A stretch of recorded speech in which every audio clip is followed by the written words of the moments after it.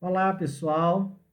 Hoje o nosso tema da aula de oclusão é distúrbio neuromuscular.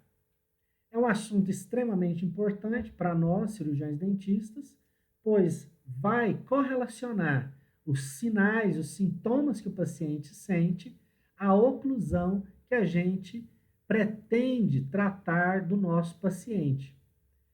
Quais são os objetivos desta aula? É caracterizar a síndrome da dor e disfunção miofascial, que é o mesmo nome dado aos distúrbios neuromusculares. Identificar os diferentes distúrbios musculares que podem acometer o indivíduo e quais e em que proporção eles estão relacionados aos problemas oclusais. Ou seja, aquilo que eu encontro na dentição do meu paciente, posição dentária, tipo de mordida, pode influenciar então na dor ou no desconforto que ele está sentindo. Conhecer então a fisiopatologia neuromuscular e orientar vocês a como realizar o diagnóstico das disfunções neuromusculares. A nossa referência bibliográfica de estudo dos distúrbios neuromusculares, nós consultamos aqui o Fernandes Neves, né, de um livro de oclusão, série Abeno, além das outras referências bibliográficas do plano de ensino da disciplina. Esta referência você encontra na minha biblioteca virtual disponível para vocês. Bem, então, o que nós podemos dizer do distúrbio neuromuscular? É a síndrome da dor disfunção miofascial, também conhecida como SDDM, abrange uma variedade de problemas, entre eles os distúrbios das articulações temporomandibulares, das ATMs, sejam elas intra ou extraarticulares. Bem, segundo Mikhail e Rosen, né, a síndrome da dor e disfunção miofascial é conhecida como denominador comum dos distúrbios temporomandibulares. Então, se eu tenho um distúrbio temporomandibular, eu vou ter correlata a ela uma disfunção miofacial. Então, a síndrome da dor miofacial é a causa mais comum de dor musculoesquelética. Acomete músculos, tecido conectivo, relacionado ao sistema estomatognáticos e faciais, principalmente na região cervical, cintura escapular e lombar. Essa definição que eu trago agora para vocês, do distúrbio neuromuscular, ela é da Academia de Fisioterapia. Então, ela diz o seguinte, que a síndrome da dor miofacial, anteriormente conhecida como síndrome da dor e da disfunção miofascial, que é o tema que nós estamos tratando, pode ocorrer em pacientes com uma TM normal. Então, necessariamente, nós não vamos ter uma dor relacionada à musculatura, à postura e relacionada à oclusão do paciente, juntamente com uma disfunção da articulação temporomandibular. Isso é ocasionado por quê? Por tensão, fadiga, espasmo nos músculos mastigatórios, que são o pterigóide medial ou interno, o pterigóide lateral ou externo, temporal e o masseter. Os sinais e sintomas são o quê? Bruxismo, dor e sensibilidade no aparelho mastigatório ou no seu entorno, ou dor referida em outros locais da cabeça, do pescoço, e com frequência alterações na mobilidade da mandíbula. Ou seja, quando ela vai se movimentar, ocorre um desvio, ou ocorre um travamento, ou um estalido. O diagnóstico baseia-se em quê? No exame da história do paciente pregressa, o que ele traz com ele, e na grande maioria dos casos, relacionados também a problemas psicológicos e emocionais. E o exame físico. O tratamento conservador destes casos geralmente inclui analgésicos, relaxamento muscular ou miorrelaxantes musculares, anti-inflamatórios e modificação de hábitos e, muito frequentemente, a inclusão de uma placa interoclusal. são geralmente efetivos esses tratamentos.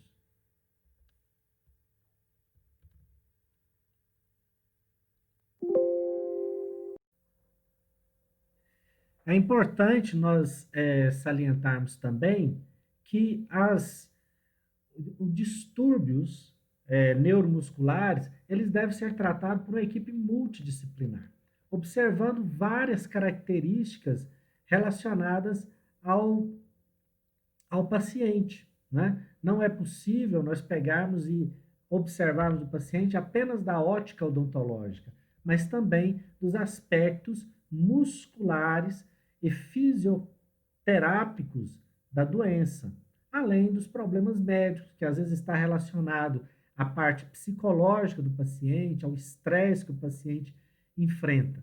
Aqui nesse esquema, nós podemos observar aí, olha, os componentes, né? Dentes, na letra B, a articulação temporomandibular e os músculos afetados.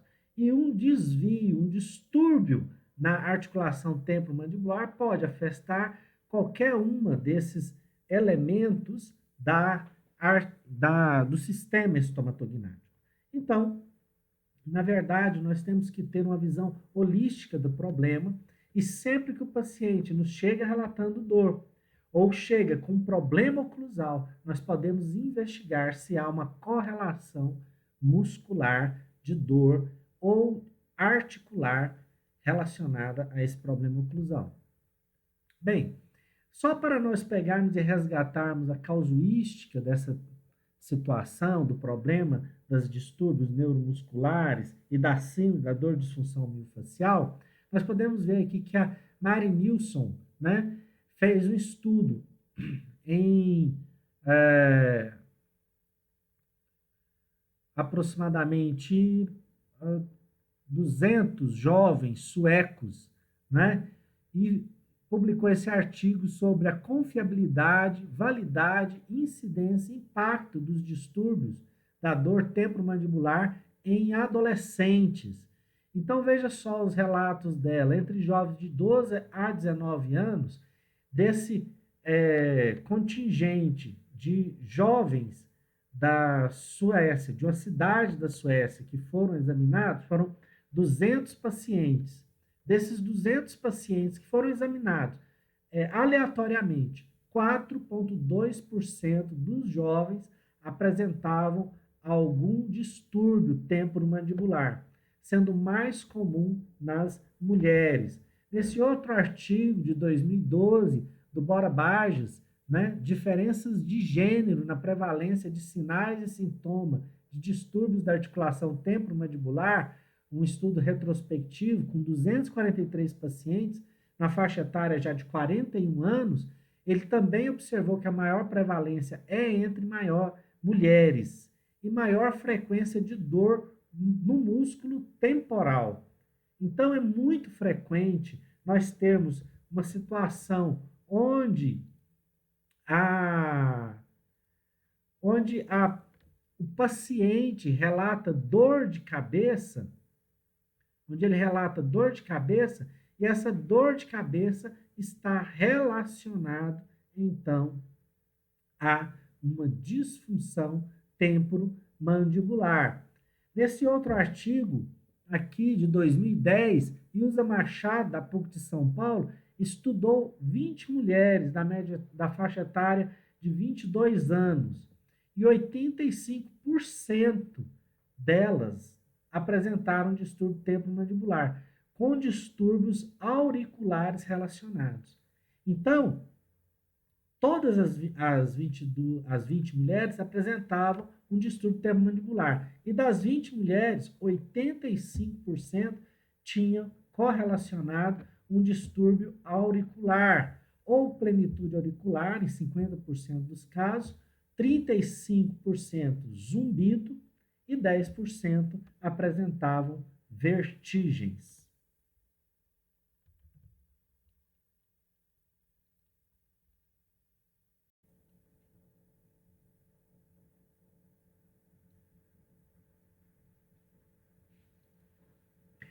Então, nós temos que estar bem atentos. Você já percebeu aqui algumas características, não é? que você pode encontrar maior número de casos de dor relacionada a problemas articular ou temporomandibular em mulheres. E um outro aspecto é que grande parte pode vir indicado do seu otorrinolaringologista, que foi o primeiro a receber ela com dor de ouvido no consultório ou com algum tipo de vertigem, né? Esse artigo da Mariana aqui, correlação entre a dor de cabeça e o distúrbio temporomandibular. Nele, um estudo da Uninove de São Paulo, né, Universidade 9 de Julho, em 2008, estudou 160 voluntários de estudantes da Uninove, entre 18 e 36 anos, sendo 80 homens e 80 mulheres. E o resultado mostra uma maior incidência de distúrbios tempomandibulares em mulheres que apresentavam dor de cabeça. Essa diferença é importante a gente estar entendendo que a pessoa pode apresentar dor de cabeça e não está relacionada a distúrbio temporomandibular. Mas quando você faz o exame do indivíduo e ele tem dores de cabeça frequentes, ela pode-se analisar a oclusão para fazer um diagnóstico diferencial. Porque se essa dor de cabeça estiver relacionada com a oclusão, e você tem uma característica certa disso, você pode fazer um tratamento oclusal para descartar um possível problema neurológico. Então, o paciente tem dores de cabeça que são acentuados na palpação do temporal, na palpação do masseter, ou do pterigóide medial, principalmente, ou do lateral. Então, quando você faz a palpação desses músculos e identifica objetivamente a dor muscular ali, é muito indicado fazer uma placa miorrelaxante para esse paciente, inicialmente, antes dele ser submetido a qualquer intervenção neurológica, né? Pode-se entrar com analgésico quando a dor é muito intensa, inicialmente, mas usa-se a placa e vai tirando a medicação para observar se o problema é oclusal. Sendo oclusal, aí você transfere o benefício que está na placa para os dentes do paciente, como tratamento dessa disfunção, então, neuromuscular.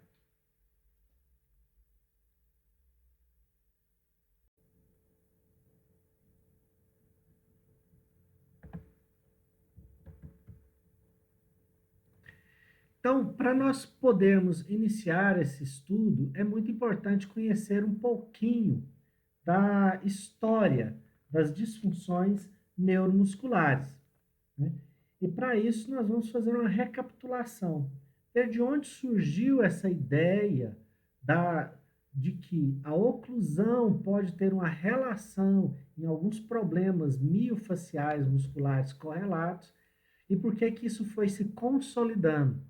E principalmente porque o tratamento dessas patologias foi dando resultado, não é? E o envolvimento, então, do cirurgião dentista nesse tratamento.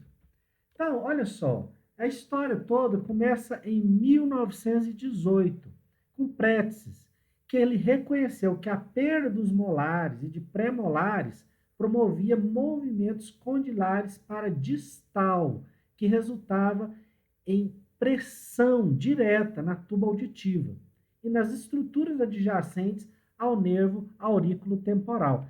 Essa teoria vocês vão ver agora há pouco, ela foi rebatida no futuro, mas ela tem significado. O autor concluiu que o colapso vertical da oclusão, ou seja, a perda da dimensão vertical, né, com a perda dos dentes posteriores, ou dessa proteção posterior dos dentes, era responsável pela síndrome da disfunção articular e que resultou, então, nessa teoria do deslocamento mecânico. Posteriormente, Wright, em 1920, afirmou que a retrusão do côndilo, ou seja, essa distalização, poderia causar reabsorção da membrana tipânica, constrição dos canais e irrigação das estruturas timpânicas, artéria timpânica e do nervo da corda do tímpano, causando perda parcial ou total da audição.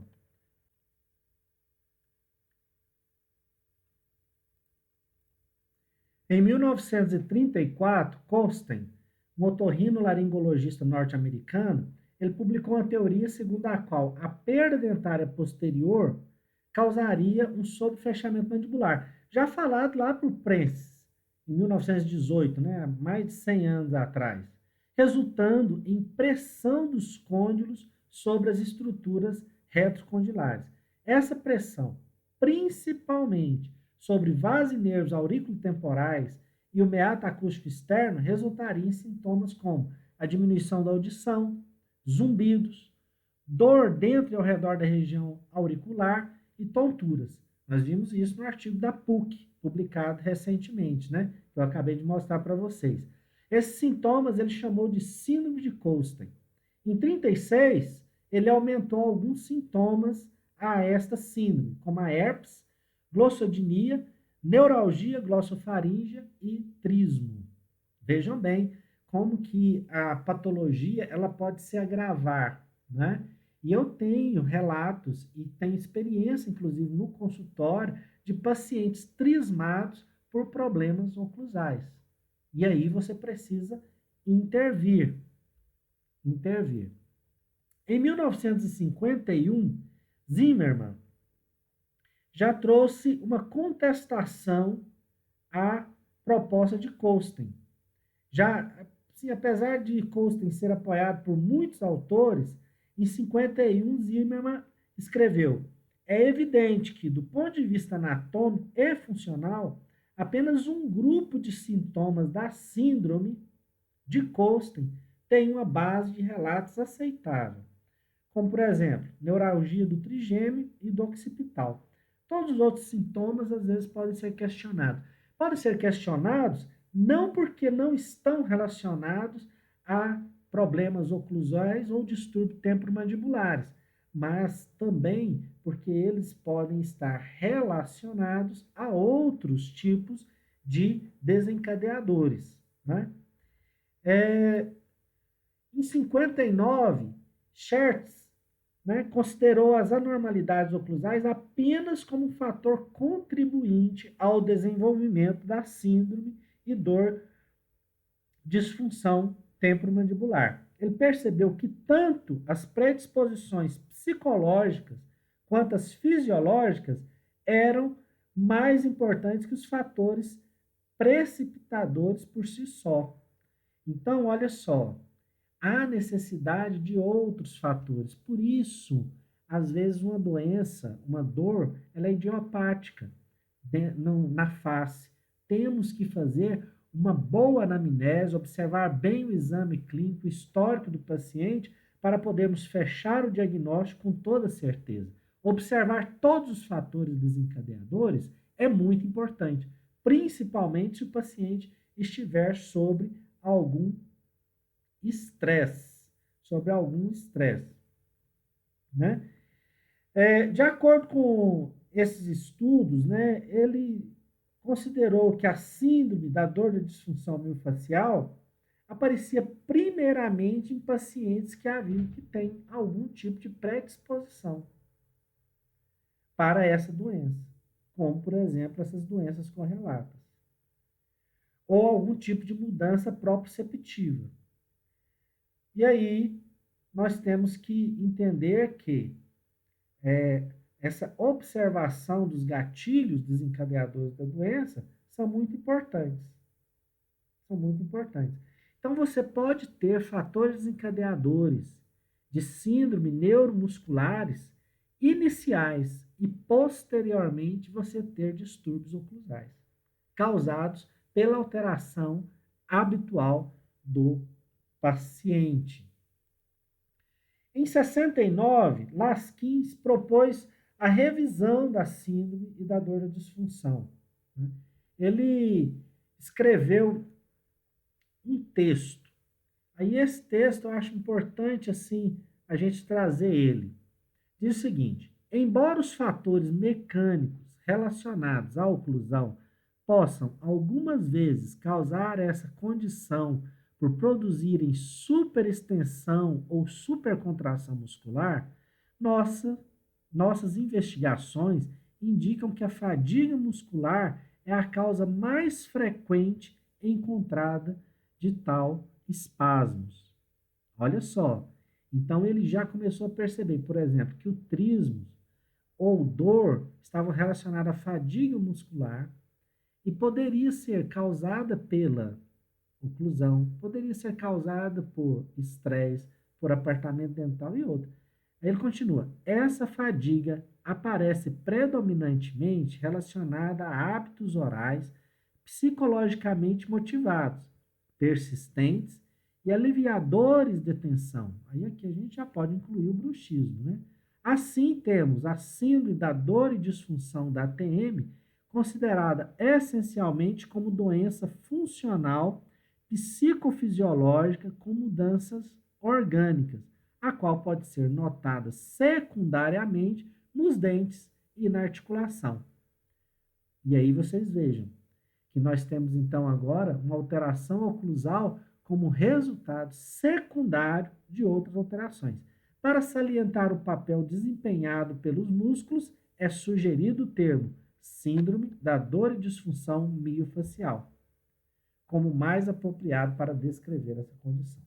Então, Laskin trouxe uma grande contribuição, né? Ele acreditava que o espasmo dos músculos mastigatórios seria o fator responsável pelos sinais e pelos sintomas da síndrome da dor da disfunção. Mais tarde, nós temos Einberg, em 1974. Ele já dizia que o problema não é decidir qual o fator único, o que tem um fator único que pode causar os sintomas, mas entender a inter-relação dos muitos fatores que atuam simultaneamente e tratá-los individualmente. Se o problema é psicológico, tratar psicológico. Se é estresse, tratar o estresse.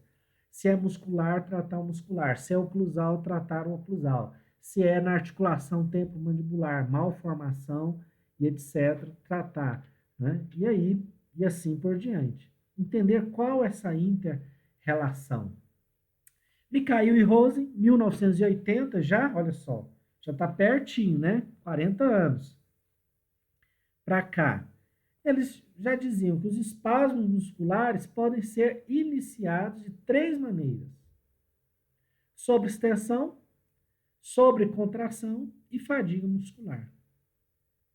Restaurações dentárias, próteses fixas, próteses removíveis, que podem interferir no espaço intermaxilar, ou aumentando ou diminuindo a dimensão vertical, que é essa distância da base do nariz à base do mento, são fatores que podem causar, então, uma sobreextensão muscular. A sobreextensão ou sobrecontração, por sua vez, pode ser a causa, né, dos fatores de dor e disfunção neuromusculares. E isso pode ser causado por perda de dente bilateral, perda de dimensão vertical, uma prótese alta. Então, pode ser a causa do desconforto e o gatilho de desencadeamento da síndrome. E, finalmente, então, né, já dentro da odontologia mesmo, em 1984, Hanford e Ash notaram que as discrepâncias oclusais associadas a fatores psicológicos podem originar ações musculares anormais.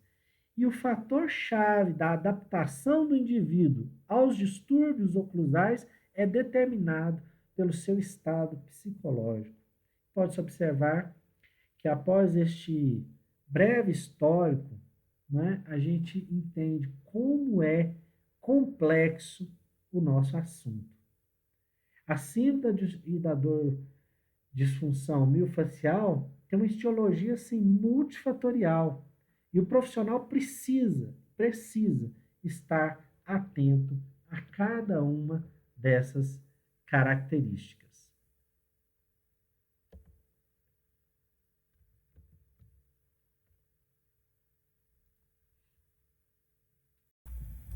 Então, distúrbios musculares são essas alterações relacionadas aos músculos, decorrentes de excessos ou de traumas.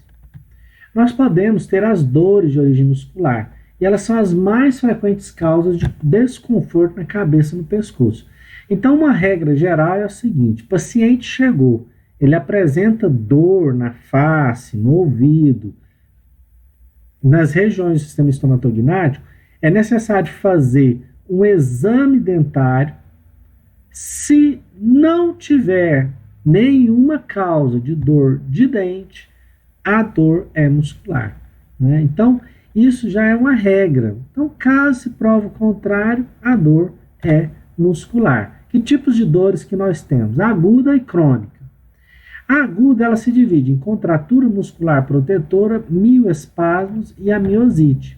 A contratura muscular protetora é uma condição assim, hipertônica involuntária, induzida pelo sistema nervoso central.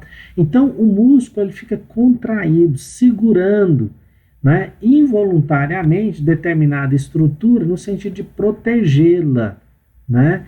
Isso aí é decorrente de alguns situações, né? E essa contratura muscular, ela se manifesta através de alguns nódulos.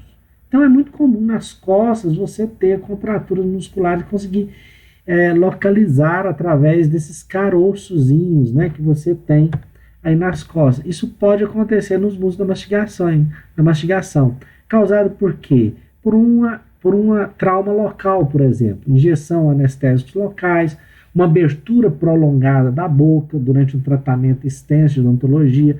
Você, às vezes, o paciente não tem o hábito de ficar com a boca aberta, muito aberta, e durante muito tempo. E aí você faz um procedimento de 3 horas e meia nesse paciente. Ou um exercício ou um movimento excessivo, né? Ele vai gritar, bocejar, um susto, e aquilo lá causa uma contratura muscular. As manifestações, né, aparentemente são caroços na face muscular, com travamento e aglomeração de fibras. Então, há limitação de abertura e com dor, né? Então, assim, se a pessoa vai bocejar, aí dói. Vai mastigar, dói, né? Dependendo do local, pode comprimir também outras estruturas próximas.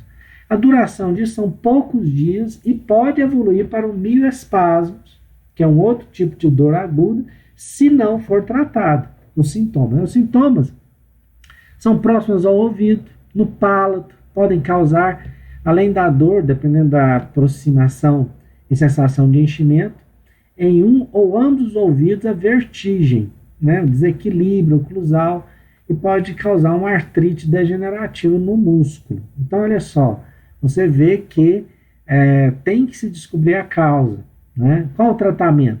Remoção do fator que está causando e terapia de suporte, restrição de movimentos, né, posição de conforto dentro do limite assim, sem dor, consumir uma dieta mais pastosa, usar analgésico, tá? E um anti-inflamatório não esteroide, de primeira geração, para remoção daquela dor ali. Pode-se fazer compressas com água quente também e fisioterapia. Espasmos musculares, ou mioespasmo, é a contração muscular involuntária induzida pelo sistema nervoso central. Essa contração muscular tônica, repentina, que causa dor e limitação da amplitude dos movimentos, né? É a famosa cãibra. Só que isso, quando acontece nos músculos da mastigação, é chamado de trismo agudo. A pessoa cerra os dentes e não consegue abrir. Isso aí é a evolução lá de uma contratura. Nós temos, então, sempre que estar alerta em nossos pacientes com relação a essas dores relacionadas a músculo, porque isso pode evoluir para o mioespasmo, e se for durante um tratamento que você está realizando, a responsabilidade pode ser sua, né? Então, é essa contração muscular. Qual a causa? Evolução de uma contratura muscular protetora e o aumento do nível de estresse emocional, ou qualquer forma de dor constante ou profunda.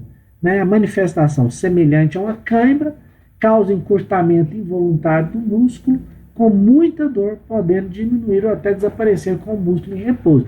Limitação da abertura de boca. A pessoa não consegue abrir a boca nem para comer, tem que se alimentar por canudinho. Duração, tem que se remover a causa, né? Sintomas, paciente na anamnese vai relatar dor na face, né? Vai relatar alteração na abertura da boca e cãibras. Elas vêm de forma aguda, às vezes dura 2, 3, 4 minutos e desaparece. Aí depois retorna, tá?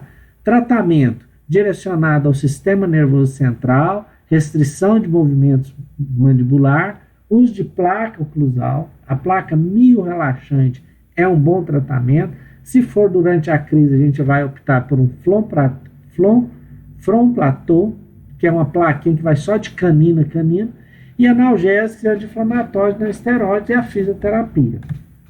Miosite. A miosite é a inflamação de tecidos musculares resultante de causa local, por traumas externos provocados como acidente, tensão muscular provocada e infecções provenientes aí de abscessos dentários. Então, ela parece com o trismo, só que a causa é diferente. Pode se caracterizar por um prolongamento do mioespasmo e fica extremamente dolorida a palpação e limita a movimentação. Mas não é o trismo, né?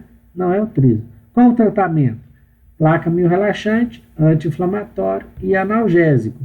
Ela é uma contratura muscular já mais crônica. A miosite, o tratamento deve ser sintomático. Sempre que o paciente reclama a dor, então nós vamos com a placa e você deve colocar a placa oclusal nesses pacientes, com placa miorrelaxante, e observar qual é a causa. É um contato prematuro que está causando essa miosite? Né? É um hábito? É um bruxismo? É um apertamento dental? O que está causando essa dor no paciente? Né? E aí você vai tratar isso. E vai tratar para tentar dispensar a placa miorrelaxante do paciente. Então, se é um contato prematuro, ajuste oclusal e ver se agora a mordida fica confortável e estável. Deve ser transferido, então, esse benefício que a placa traz para os dentes. Pontos álgicos também, vocês vão ouvir muito falar nisso, que são os trigger points, ou ponto gatilho. Geralmente, um músculo que se apresenta com dor, com algum tipo de inflamação, ele apresenta um ponto álgico, um local de dor, um nódulo. E você consegue palpar esse nódulo e descobrir qual músculo objetivamente que está sendo afetado. E aí você entende se a disfunção é na abertura, no fechamento, na lateralidade, na protrusão desse paciente, dependendo de qual músculo da mastigação que está envolvido.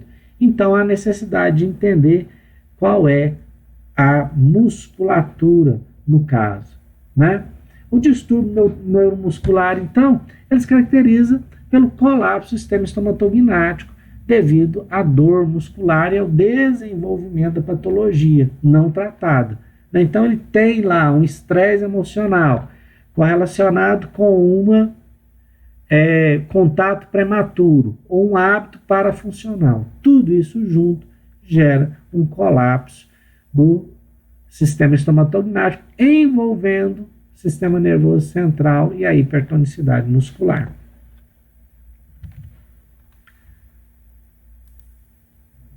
Encontra uma posição de conforto. Nós vamos ver um vídeo agora sobre a movimentação da articulação temporomandibular.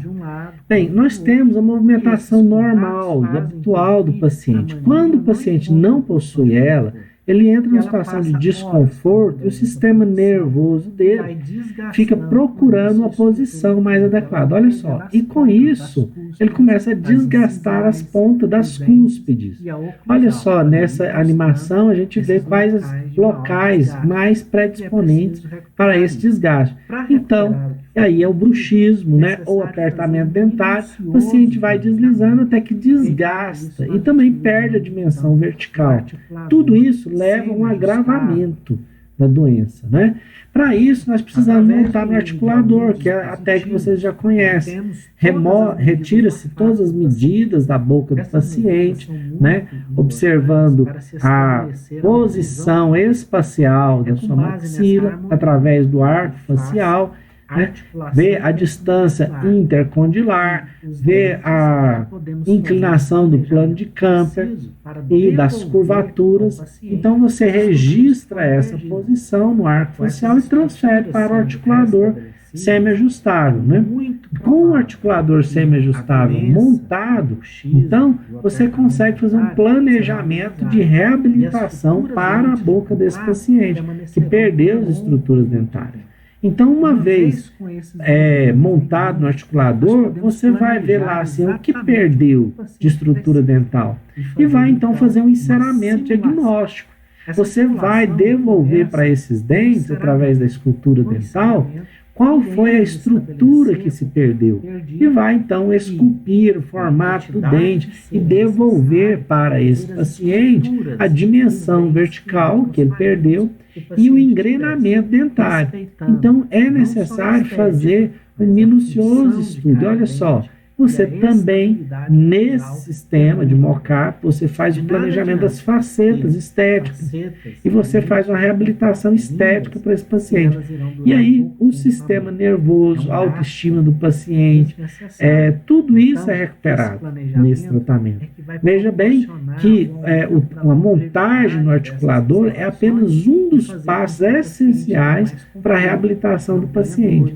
Uma vez encerado, reabilitado dentro da dimensão que você considerou necessária, você volta isso para o articulador e faz uma análise funcional, né? E verifica se ele vai recuperar os movimentos e a estabilidade que ele perdeu. E a dimensão vertical, a guia canina, a guia anterior, na protrusão, na lateralidade. Né? Ver se os molares estão protegendo os dentes anteriores e se os dentes anteriores estão protegendo os posteriores, numa oclusão mutuamente protegida. Né? Depois disso, você pode simular na boca do paciente esse resultado. Né? Você faz uma moldagem desse enceramento e com essa moldagem você pega e constrói um mock-up, que é um simulador para o paciente usar. Olha só, tem um caso agora que eu vou mostrar, que é um paciente com diastemas, aqueles espaços entre os dentes. Olha só, não é esteticamente confortável, né? E também caracteriza um problema oclusal para o paciente. Então você faz o enceramento, produz essa moldagem azul, e com o material, que é o chamado de resina bisacrílica, você faz a construção de um simulador para o paciente verificar se ele vai gostar do resultado e se esse resultado é confortável e funcional para esse paciente. Olha só o resultado. Esse é um mock-up construído, é um provisório. Está aí na boca do paciente. E o paciente vai experimentar isso e vai verificar se é confortável, se recupera a função. Então, olha só como era e como ficou. Isso tudo graças a um planejamento utilizando o articulador e utilizando os conhecimentos de oclusão que você possui. Então é muito importante você ter esse conhecimento e essas habilidades, para fazer um diagnóstico diferencial do seu paciente. Consiste no reposicionamento da mandíbula, usando o gig de Lúcia, que vocês aprenderam a fazer, fazendo a manipulação desse paciente utilizando o gig e a palpação dos músculos. Na palpação dos músculos você consegue identificar. Então assim, ele está sentindo dor na região auricular, na região do ouvido, palpar ali o ouvido. Quais músculos estão relacionados? Ali está relacionado a ATM e o pterigoide medial, que faz a estabilização do disco durante o movimento de protrusão. Então, será que esse paciente está movimentando muito a sua boca para frente e para trás? Palpar essa região. a região dos temporais e do masseter. Do temporal tem 3 faces, a posterior, a média e a anterior. E o masseter 2, anterior e posterior. Todas elas estão relacionadas ao fechamento da boca. Então, como que está a estabilização dessa mandíbula para esse paciente? Tudo isso pode ser observado através daquele exame extraoral e através das palpações musculares. Palpação, então, do pterigóide medial, né? Lá no céu da boca, ele é de difícil acesso, mas você consegue ver no palato, apertando o palato mole, se esse músculo está dolorido, com alguma mialgia, né? A palpação do pterigóide lateral, no vento superior e inferior, né? Do pterigóide, responsável pela abertura da boca, e dos músculos esternocleidomastoide no pescoço, que podem ser tensionados durante a abertura e estabilização da cabeça. Tudo isso é importante para a gente determinar o diagnóstico, encontrar os nódulos e saber qual tipo de tratamento será necessário para amenizar a dor deste paciente. Bem, pessoal, era isso. Essa aula tinha esses objetivos, né, de caracterizar a síndrome da dor de disfunção miofascial, ver um pouquinho do histórico, identificar os diferentes distúrbios musculares, conhecer a fisiopatologia neuromuscular e orientar para o diagnóstico das disfunções neuromusculares, que você faz através do GIG, de Lúcia, né, para você poder desocluir esse paciente, saber se ele tem um contato prematuro e se ele tem os movimentos adequados da boca. Era isso, muito obrigado e até mais.